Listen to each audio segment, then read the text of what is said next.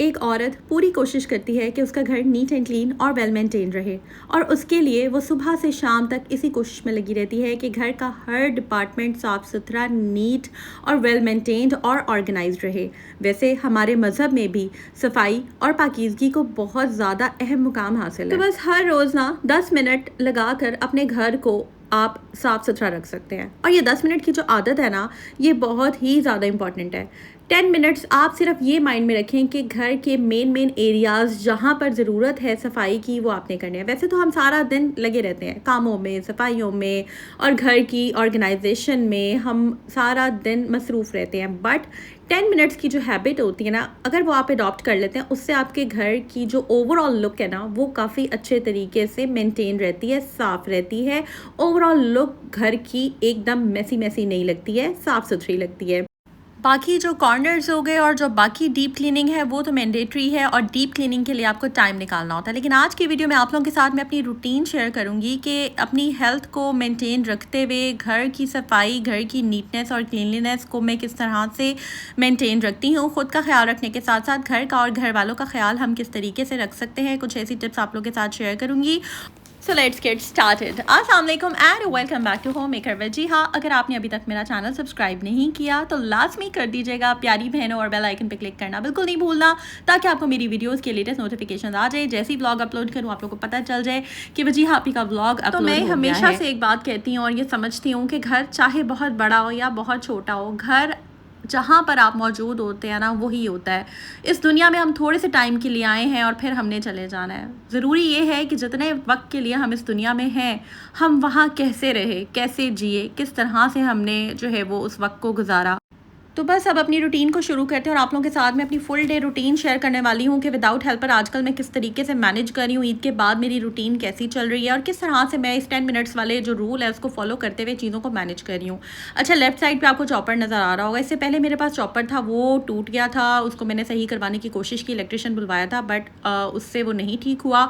तो बस वो मैंने साइड पर रख दिया। मिनी चॉपर से ये होता है कि आप का ज़्यादा मेस नहीं क्रिएट होता, थोड़ा सा बस वो उसको वॉश करो और वो फ़ौरन वॉश हो जाता था और हैंडी भी था।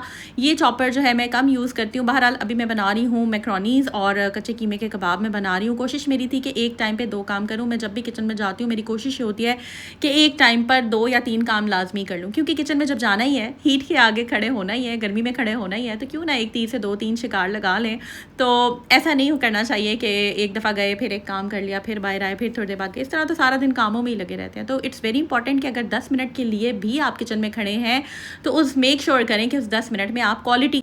अच्छा, ये जो 10 मिनट वाला रूल है ना, ये मैं किस तरह अप्लाई कर रही हूँ मैं आपको बताती हूँ। सुबह उठने के बाद आपने बेड्स बना लिए, आपने जो एसी ब्लैंकेट्स हैं उनको अच्छे से सेट कर दिया, मोटी मोटी चीज़ें उठा ली, सारे अगर कोई कप ग्लास बॉटल होता है ना, रात को पानी पीना होता है, साइड टेबल्स पे कोई चीज़ें पड़ी नहीं है तो आप उसको फ़ौरन किचन में रखा है, किचन में आपने इकट्ठे कर दिए। डिश वॉशिंग की तरफ अभी नहीं जाऊँगी, पहले पूरे घर में से कहीं पर अगर आपको लगता है कोई कवर ठीक होने वाला है, कोई सोफ़े की कुशन की जगह इधर से उधर हुई हुई है, या फिर घर की एक कह लें कि लुक जो है ना वो आपने एक जैसी करनी होती है। उसके बाद जनाब आप किचन में आ गए। किचन में काफ़ी काम होते हैं, जैसे कि आपने सुबह की चाय बनानी, साथ चाय चूल्हे पे रख दी और साथ साथ थोड़ी बहुत डिश वॉशिंग कर ली। जो कप वगैरह अगर ग्लास किचन में लाए हैं उनको साथ साथ वॉश कर दिया। इससे क्या होता है कि फिर आपका किचन क्लीन होता है। वैसे मैं हमेशा, मेरी आदत है कि सुबह उठते साथ ना हम लोग फ़ौरन नाश्ता नहीं कर लेते, हम थोड़ा सा देर बाद नाश्ता करते हैं। एकदम उठते साथ जो है, अब मैं समझती हूँ कि नाश्ता फ़ौरन नहीं करना चाहिए। लाइक आप उठें, पानी पिएँ, थोड़ा सा अपनी बॉडी को इंटरमिटेंट फास्टिंग की तरफ हमें लाना चाहिए। अब इंटरमिटेंट फास्टिंग के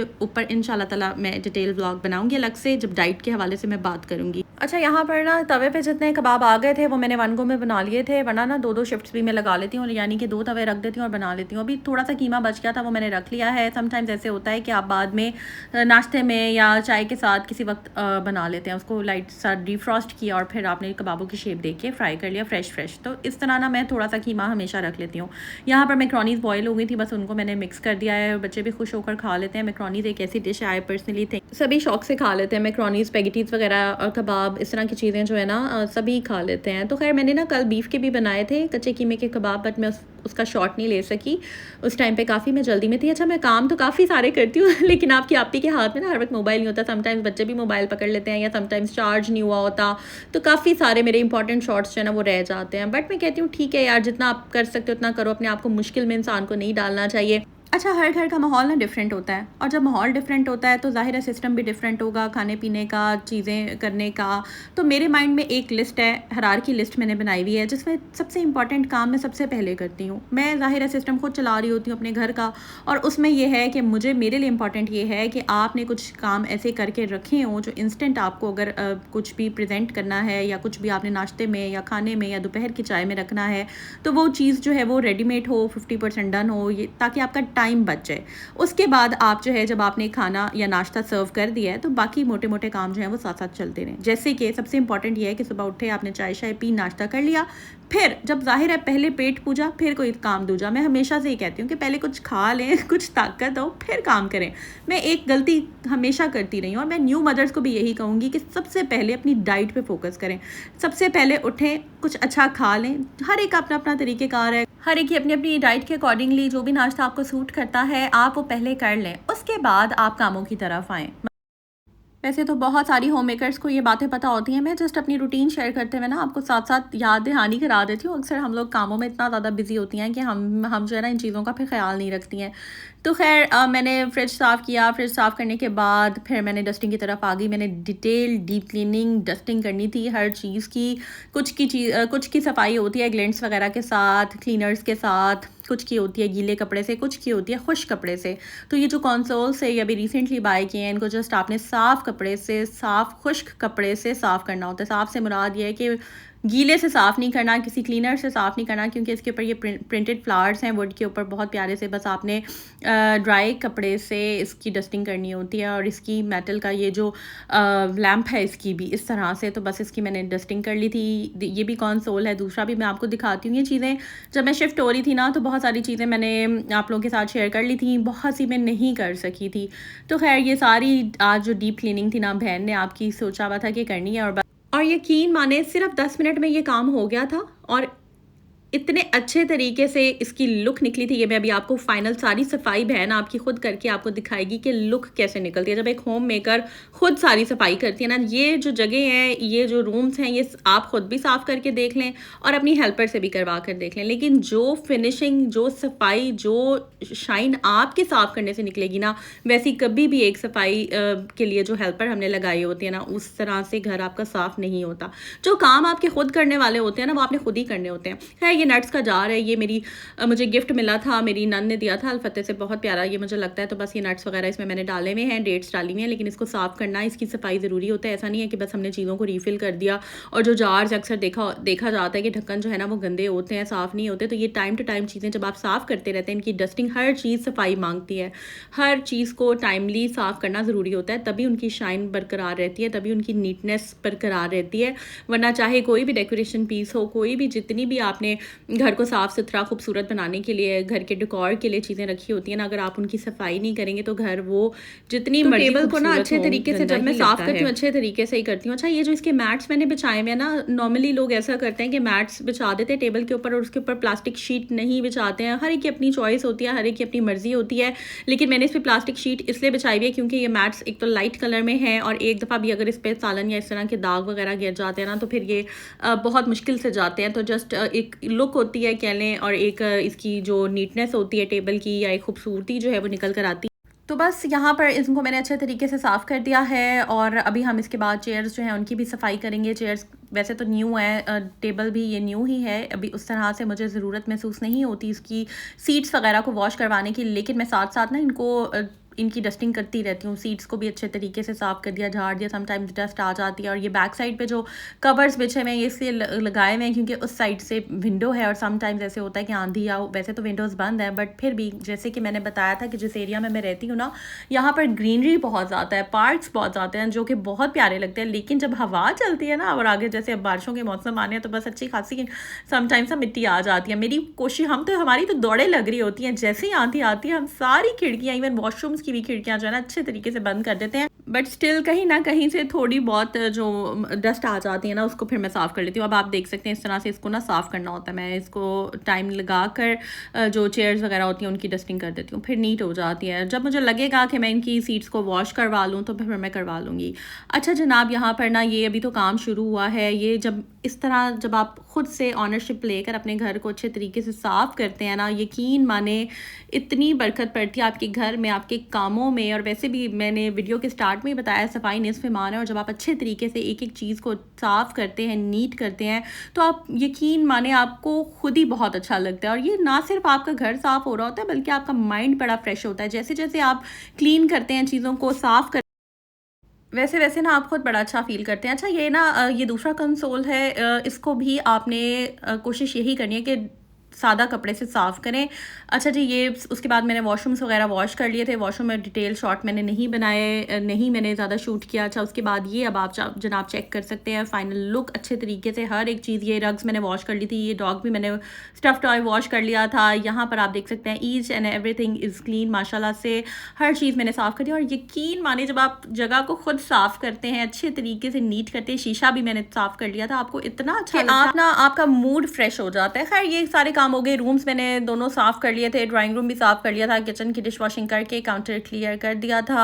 आज मैंने बिरयानी बनाई थी। बिरयानी का शॉट मैं नहीं ले सकी इससे पहले क्योंकि हर चीज़ रिकॉर्ड करना समटाइम्स एक तो इतना मेरे पास माशाल्लाह कंटेंट होता है ना। 2 चैनल्स हैं, life with Wajiya and home maker Wajiya, दोनों को सब्सक्राइब कर दें। तो क्या हो जाता है समटाइम्स मेमोरी फुल हो जाती है, फिर मैं वो जो चीज़ें भी मुझे डिलीट करनी पड़ती है। समटाइम्स फैमिली पिक्चर्स होती हैं, वीडियोज़ होती हैं, तो फिर कंटेंट को अच्छे तरीके से ऑर्गेनाइज़ करना भी मोबाइल में भी बड़ा ज़रूरी होता है। तो खैर इस वजह से ना समटाइम्स मेरे पास स्पेस ना होने की वजह से ना मैं कुछ चीज़ें शॉट नहीं कर पाती हूँ। तो खैर ये जनाब किचन में अब हम वापस आ जाते हैं। अच्छा जी, ये अम्मा जी का ना अचार मंगवाया था मैंने ऑनलाइन, बहुत मज़े का था ये। और मैं इंस्टाग्राम पे इसकी रील डाल दूँगी। मैंने सोचा था कि मैं पहले ख़ुद यूज़ करूँ, इसका रिज़ल्ट देखूँ कैसा है, कैसा मुझे लगा, तो फिर मैं आप लोगों को रिकमेंड करूँगी। बट 100% रिकमेंडेड है। इंस्टा पे ना मैं इनका पेज स्टार्ट कर दूँगी। इसके अलावा मुझे हुआ है हर्बल टी, मैं इंशाल्लाह आप लोगों के साथ शेयर करूँगी। अगर आप लोगों को ब्लोटिंग वगैरह का इशू रहता है या डाइजेशन से रिलेटेड कोई इशू होता है ना, तो वो बहुत ज़बरदस्त है, बेस्ट है।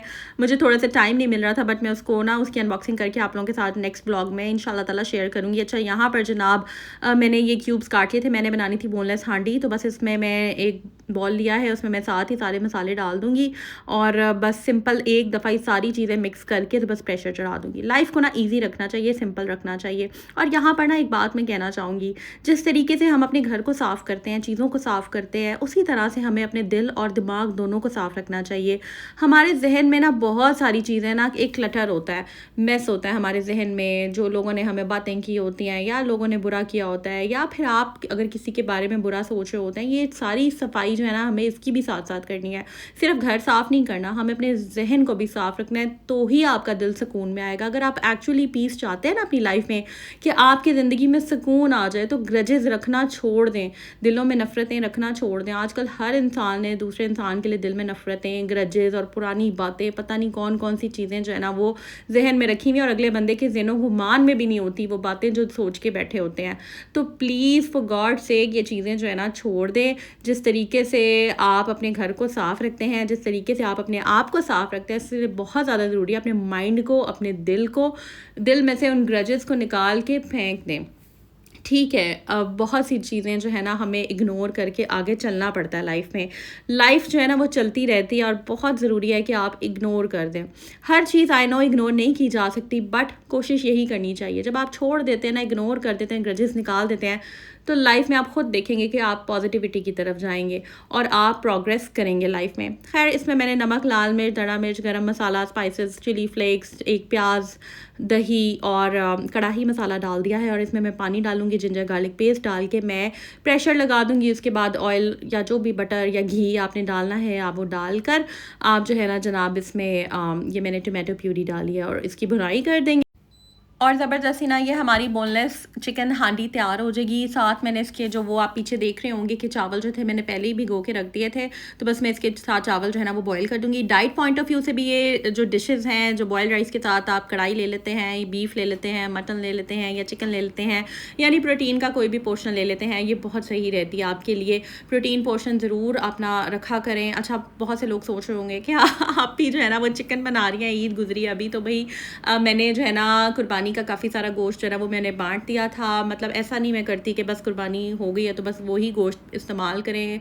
मतलब कि जब मुझे लगता है कि मैं बनाती हूँ, जैसे कि कल मैंने मटन पुलाव बनाया था, मटन बिरयानी बनाई थी लास्ट व्लॉग में, तो मैंने बना लिया था। अब मुझे लग रहा था कि मुझे मटन नहीं बनाना चाहिए, आज चिकन बना लेते हैं, तो बस मैं चिकन बना रही हूँ। मतलब मैं ना बैलेंस करके चलती हूँ, ऐसा नहीं है कि बस अब एक चीज़ है तो बस एक ही बनाते जाएं। अच्छा, दूसरी बात ये कि मैं यहाँ पर मेरी जो यूट्यूब फैमिली मेम्बर्स देख रहे हैं उनको मैं कहना चाहूँ कि आप लोग भी ना कोशिश करें कि क्वांटिटी देखकर, मतलब अगर गोश्त बना रहे हैं तो सब्ज़ी का इंटेक भी साथ रखें, कोलेस्ट्रॉल लेवल्स अपने चेक करवाएं और अपनी हेल्थ को देखते हुए आप जो है ना मीट यूटिलाइज़ करें, क्योंकि हेल्थ सबसे पहले आती है और हर चीज़ को ना मियाना रवि से मीडियम वे में रखना चाहिए।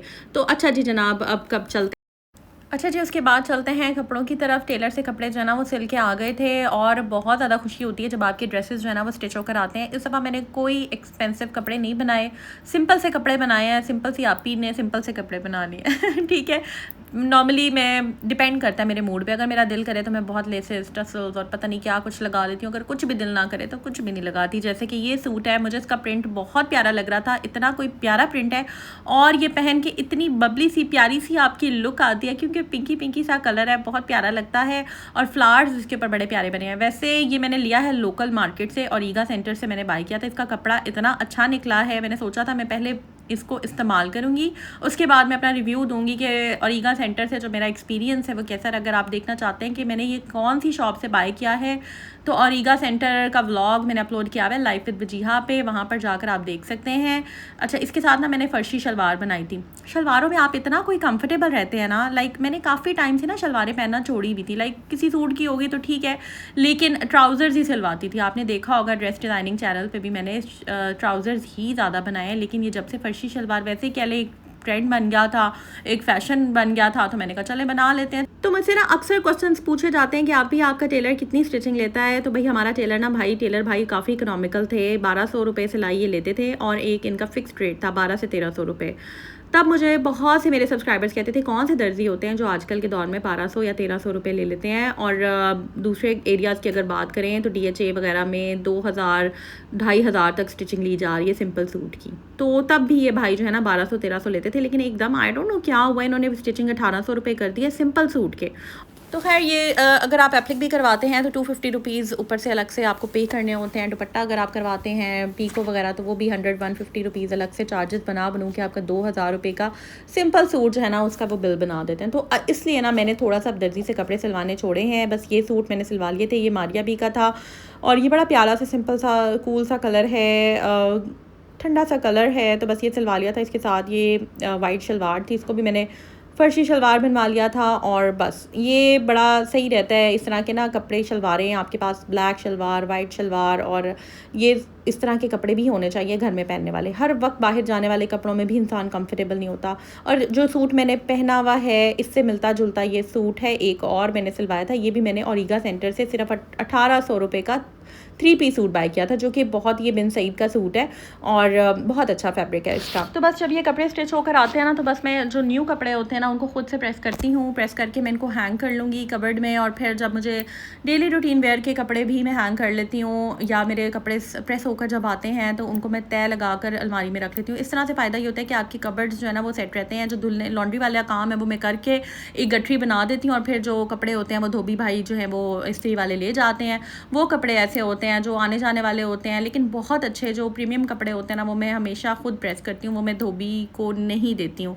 खैर बस ये सिंपल सा सूट था, मैंने कहा चलो अपनी बहनों के साथ शेयर करती हूँ कि भाई आप ही बहुत से क्वेश्चन आते हैं, आप ड्रेसेस शेयर करें तो मैंने सिंपल से करनी है। ऐसे इसमें कोई बहुत ज़्यादा फैंसी नहीं थे, इसलिए मैंने फिर दूसरे चैनल तो जनाब अब ब्लॉग में करने वाली हूँ एंड, लेकिन ब्लॉग एंड करने से पहले अपनी बहनों को बताना चाहूँगी कि आजकल ना सेल्स बहुत लगी हुई हैं। वैसे तो हर वक्त ही सेल्स लगी होती हैं, मैं तो तंग आ गई हूँ सेल्स से। सीरियसली हर वक्त इन्होंने हमें उल्लू बनाया हुआ है, चाहे छोटी ईद हो चाहे बड़ी ईद हो, सेल सेल सेल, हर वक्त वही प्राइस को थोड़ा बहुत कम ऊपर नीचे करके तो बस सेल लगा देते हैं और समझ ही नहीं आती कि सेल कहाँ लगी है। खैर अभी जहाँ मैं जा रही हूँ वहाँ एक्चुअली सेल लगी हुई है, ईदें ख़त्म हो गई हैं तो बस बहुत रश भी था पैकेजेस मॉल, तो वहाँ पर जो है मैं अपनी बहनों के लिए डिटेल व्लॉग अपलोड करूँगी। लाइफ विद वजीहा पे इंशाल्लाह व्लॉग आएगा, तो वहाँ से आपके साथ शेयर करूँगी डिटेल्स के कहाँ कहाँ कितने % ऑफ चल रहा है।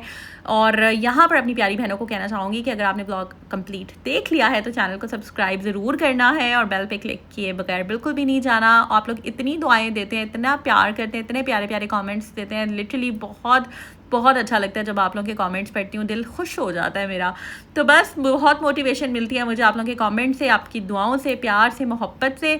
और ब्लॉग को मैक्सिमम आप शेयर ज़रूर कीजिएगा और अपनी दुआ में याद रखिए, अपना ख्याल रखिएगा जी। टेक केयर, अल्लाह हाफ़िज़।